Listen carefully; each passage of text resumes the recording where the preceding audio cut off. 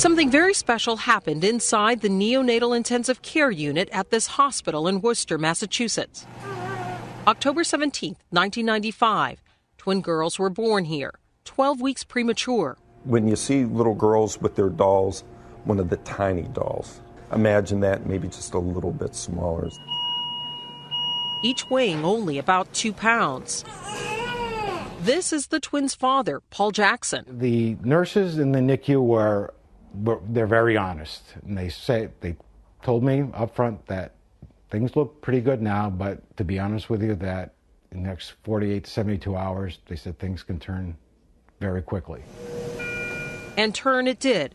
When they were only 3 weeks old, one of the twins was struggling to breathe. Her heart rate was soaring, her oxygen level dropping quickly, and she was turning blue. Not only was she having the spells, but they were severe. A nurse had the novel idea of taking the stronger twin and putting her in the same incubator as her sister, a procedure that at the time had never been done before in the U.S. And it was one of those things that was, it happened very quickly. They really couldn't move that much, but if there was a little bit of a squirm and the arm kind of just went up.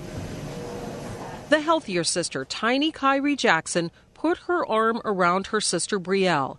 Her breathing and vital signs instantly stabilized.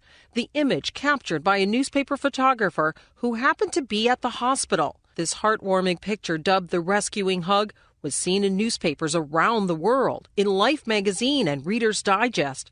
It highlighted the amazing healing power of touch. That was 17 years ago, and the girls, now all grown up. The one down the bottom there is when the girls went to, I believe it was York Beach up in Maine. In one way, it seems like it's taken a long time, and sometimes it seems like, just a couple days ago. Okay, so you know what you're doing, right? Yep. Back straight. Driving. He would let out a shout before leaping out of his bed or his chair and run for cover. Taking honors classes. Actually, the end of the story is juniors in high school. Like school. Yeah, that's what I meant. Closer than ever, and in sync.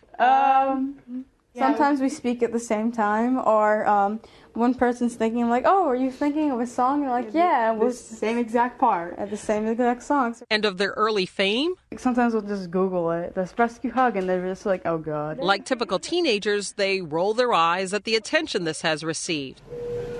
But it was a moment that wasn't just sweet, it was also historic.